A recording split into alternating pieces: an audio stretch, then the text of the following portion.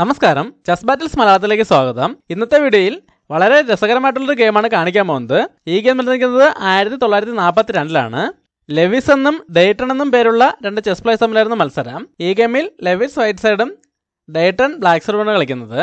White E4 move game start ചെയ്യുന്നു. Black E5 move ചെയ്യുന്നു. Night F3, night C6, bishop C4. Italian ഗെയിമാണ്. Black നൈറ്റിനെ F6ലേക്ക് develop ചെയ്തുകൊണ്ട് 2 nights defence select ചെയ്യുന്നു. White Kings എല്ലിലേക്ക് castling ചെയ്യുന്നു. ഇവിടെ ഇപ്പോൾ വൈറ്റിൻ്റെ E4 പോണിന് യാതൊരു സപ്പോർട്ടും ഇല്ല. ബ്ലാക്ക് ആ പോണിനെ ഇട്ടെടുക്കുകയാണ്. നൈറ്റ് ഉപയോഗിച്ച് ആ പോണിനെ എടുക്കുന്നു. വൈറ്റ് റൂക്കിനെ E1ലേക്ക് കൊണ്ടുവന്ന് ആ നൈറ്റിനെ അറ്റാക്ക് ചെയ്യുന്നു. എന്നാൽ ബ്ലാക്ക് ഇപ്പോൾ ഈ നൈറ്റിനെ അറ്റാക്കിൽ നിന്ന് മാറ്റുന്നില്ല. പകരം D5 മൂവ് ചെയ്തുകൊണ്ട് ആ നൈറ്റിന് ഒരു സപ്പോർട്ട് കൊടുക്കുന്നതോടൊപ്പം വൈറ്റിൻ്റെ ബിഷപ്പിനെതിരെയും അറ്റാക്ക് കൊടുക്കുന്നു. വൈറ്റ് ബിഷപ്പിനെ അറ്റാക്കിൽ നിന്ന് മാറ്റാണ്. ബിഷപ്പിനെ C3ലേക്ക് മൂവ് ചെയ്യുന്നു. ഈ സമയത്ത് ബ്ലാക്ക് ബിഷപ്പിനെ C5ലേക്ക് ഡെവലപ്പ് ചെയ്തുകൊണ്ട് F2 സ്ക്വയറിലേക്ക് 2 പീസുകൾ ഉപയോഗിച്ച് അറ്റാക്ക് കൊടുക്കുന്നു. വൈറ്റ് ആ അറ്റാക്ക് ബ്ലോക്ക് ചെയ്യാൻ ശ്രമിക്കുകയാണ്. D4 മൂവ് ചെയ്തുകൊണ്ട് ഈ ബിഷപ്പിൻ്റെ ഡയഗണൽ ക്ലോസ് ചെയ്യുന്നതോടൊപ്പം ബ്ലാക്കിൻ്റെ ബിഷപ്പിനെതിരെ അറ്റാക്കും കൊടുക്കുന്നു. ഇവിടെ ഇപ്പോൾ ആ പോണിനെതിരെ 3 പീസുകൾ ഉപയോഗിച്ച് അറ്റാക്കുണ്ട്. ബ്ലാക്കിനിപ്പോൾ ഇതിൽ ഏത് പീസ് ഉപയോഗിച്ചാണെങ്കിലും ആ പോണിനെ എടുക്കാം. എന്നാൽ ബ്ലാക്ക് ഇവിടെ നൈറ്റ് ഉപയോഗിച്ചാണ് ആ പോണിനെ എടുക്കുന്നത്. നൈറ്റ് ഉപയോഗിച്ച് പോണിനെ എടുക്കുന്നു. ബ്ലാക്കിൻ്റെ നൈറ്റ് ഇങ്ങോട്ടേക്ക് മാറിയതോടെ E5 പോണിനുണ്ടായിരുന്ന സപ്പോർട്ട് നഷ്ടപ്പെട്ടിരിക്കുകയാണ്. അതുകൊണ്ട് വൈറ്റ് ആ പോണിനെ എടുക്കുകയാണ്. നൈറ്റ് ഉപയോഗിച്ച് E5 പോണിനെ എടുത്തുകൊണ്ട് F7 സ്കോറിലേക്ക് ഒരു കൺട്രോൾ കൊണ്ടുവരുന്നു. ഇനി വേണമെങ്കിൽ വൈറ്റിനെ അടുത്ത മൂവിൽ നൈറ്റ് ഉപയോഗിച്ച് F7 പോണിനെ എടുത്തുകൊണ്ട് ബ്ലാക്കിൻ്റെ ക്വീനെയും റൂക്കിനെയും ഫോർക്ക് ചെയ്യാൻ കഴിയും. ബ്ലാക്ക് കിങ് ഉപയോഗിച്ച് ആ നൈറ്റിനോട് എടുക്കുകയാണെങ്കിൽ വൈറ്റിന് റൂക്ക് ഉപയോഗിച്ച് E4 നൈറ്റിനോട് എടുക്കാം. ബ്ലാക്കിൻ്റെ D5 പോൺ പിന്നിങ്ങിലായത് കാരണം ആ പോൺ ഉപയോഗിച്ച് തിരിച്ചോട്ടാൻ പറ്റില്ല. അതുകൊണ്ട് തന്നെ ബ്ലാക്കിനിവിടെ ഈ നൈറ്റ് വെച്ച് ബിഷപ്പിനെ ഒട്ടിക്കൊണ്ട് ഒരു എക്സ്ചേഞ്ചിലേക്ക് പോകുന്നതായിരുന്നു നല്ല മൂവ്. എന്നാൽ ബ്ലാക്ക് ഇപ്പോൾ ഒരു എക്സ്ചേഞ്ചിലേക്ക് പോകുന്നില്ല. പകരം മറ്റൊരു മൂവാണ് ചെയ്യുന്നത്.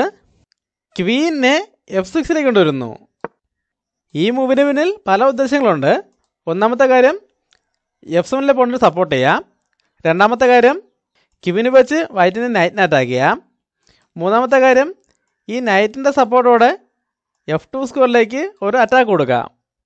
ഇങ്ങനെ പല വിധത്തിലുള്ള പ്രശ്നങ്ങളുള്ളതുകൊണ്ട് ഈ അറ്റാക്കിലുള്ള നൈറ്റിനെ D3ലേക്ക് കൊണ്ടുവന്ന് F2 സ്ക്വയർ കൺട്രോൾ ചെയ്യുന്നതായിരുന്നു വൈറ്റിന് നല്ല മൂവ്. അതാകുമ്പോൾ ഈ നൈറ്റ് അറ്റാക്കിൽ നിന്ന് രക്ഷപ്പെടുകയും ചെയ്യും. F2 സ്ക്വയറിലേക്ക് ഒരു കൺട്രോൾ കിട്ടുകയും ചെയ്യും. എന്നാൽ വൈറ്റും അങ്ങനെ ഒരു ഡിഫൻസിലേക്ക് പോകുന്നില്ല. പകരം ബ്ലാക്ക് ചെയ്ത പോലെ തന്നെ ഒരു മൂവ് ചെയ്യാണ്. ബിഷപ്പ് വെച്ച് D5 പോണിനെ എടുത്തുകൊണ്ട് ഈ നൈറ്റിനെ സാക്രിഫൈസ് ചെയ്യുന്നു. ഈ ഒരു മൂവിന് പിന്നിലും പലതരത്തിലുള്ള ഉദ്ദേശങ്ങളുണ്ട്. ഒന്നാമത്തെ കാര്യം ഇപ്പോൾ F7 സ്കോറിലേക്ക് 2 പീസുകൾ വെച്ച് അറ്റാക്ക് വന്നിട്ടുണ്ട്. രണ്ടാമത്തെ കാര്യം ഇപ്പോൾ ബ്ലാക്കിൻ്റെ ഈ നൈറ്റിനുണ്ടായിരുന്ന ഒരു സപ്പോർട്ട് ഒഴിവായിട്ടുണ്ട്. അതുകൊണ്ട് തന്നെ ഇനി ബിഷപ്പ് വെച്ചോ റൂക്ക് വെച്ചോ ആ നൈറ്റിനെ ഇവിടെ എടുക്കാം. മൂന്നാമത്തെ കാര്യം ഒരു ട്രാപ്പാണ്. അതായത് ബ്ലാക്ക് ഇപ്പോൾ ഈ നൈറ്റ് സാക്രിഫൈസ് അക്സെപ്റ്റ് ചെയ്യുകയാണെങ്കിൽ വൈറ്റിന് റൂക്ക് വെച്ച് ബ്ലാക്കിൻ്റെ എടുക്കാം. ഇതോടെ ബ്ലാക്കിൻ്റെ ക്വീൻ പിന്നിങ്ങിലാകുകയും ബ്ലാക്കിന് ആ ക്വീൻ നഷ്ടപ്പെടുകയും ചെയ്യും. ഇങ്ങനെ പല ഉദ്ദേശങ്ങളിലൂടെയാണ് വൈറ്റ് ഇവിടെ ബിഷപ്പ് വെച്ച് പോണിനെ എടുത്തിരിക്കുന്നത്. ഇനി ബ്ലാക്കിൻ്റെ മൂവാണ്.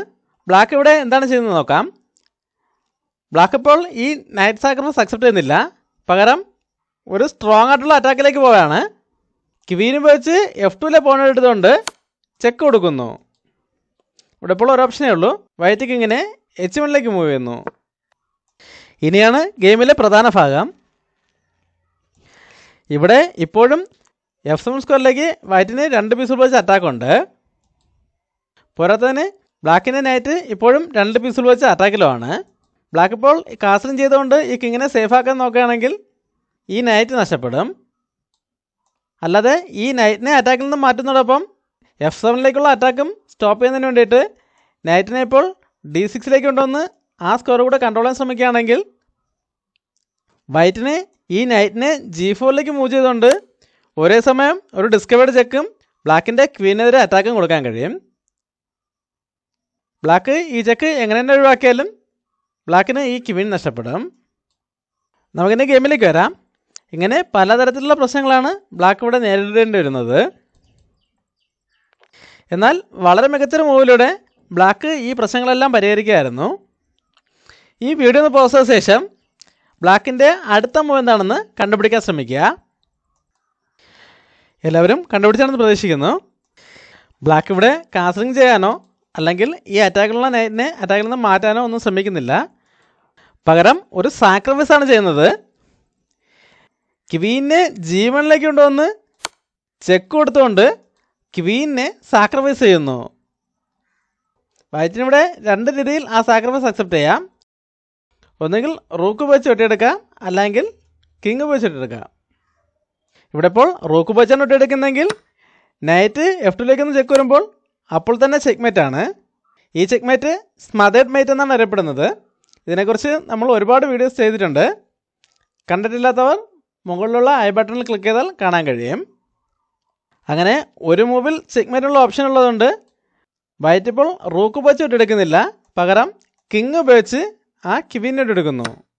ഇനി അടുത്ത 3 മൂവിൽ ചെക്ക്മേറ്റ് ആണ്.